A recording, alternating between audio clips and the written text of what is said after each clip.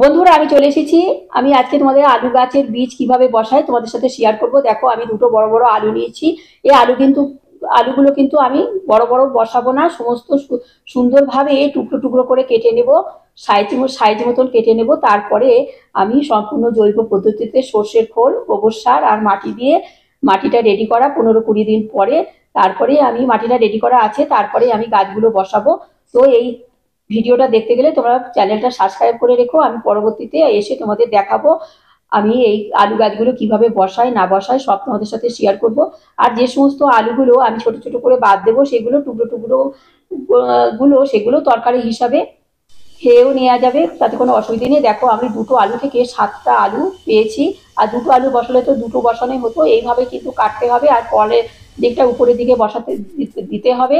যাই হোক, এই দেখো কতগুলো আবার আলু বেরিয়েছে। ভিডিওটা ভালো লাগলে লাইক করো, শেয়ার করো।